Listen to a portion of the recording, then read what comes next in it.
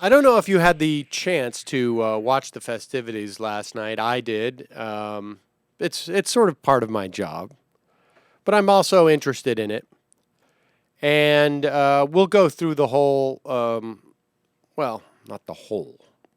We'll go through some of the highlights. Of course, the Chris Christie gave a speech basically saying how it really was sort of his attempt to be, to have Barack Obama's 2004 speech. And when you see it in that context, it makes complete sense and is just horrible. Ann Romney did her best to humanize herself and Mitt Romney. Oh, gosh.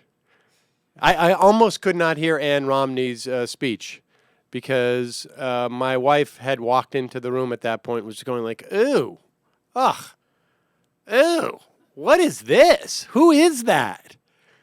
Now, I don't know if that's any gauge as to how successful the speech was, but she just literally, she had to leave the room. I don't know. I'm more forgiving. Does your wife not love women? I love women. I don't know. That was awkward. We'll talk about that too and how it sort of apparently Chris Christie said, you are not going to look at my speech. Because had someone involved in the Romney campaign looked at his speech, he would have said, hey, wait a second, we got a big problem here. Because your speech seems like it is directly addressing the point that Ann Romney was trying to make and completely contradicts it. I mean, it's as if we said, okay, this isn't about speeches about Mitt Romney. This is a debate. And we're going to let Ann Romney go first, and then we're going to let Chris Christie go second. And then we're not going to give Ann Romney time to rebut. That's basically what it sort of felt like. It was very awkward. And, of course, Rick Santorum got up and spoke. And there were two things about Rick Santorum's speech. You don't need to know anything else about Rick Santorum's speech. One was, and, look, I've been a political talk show host a professional political talk show host for 8.5 years. And I don't think there's and prior to that, I also spent a lot of time sort of focused on politics, particularly back when I was in college, but also through the years.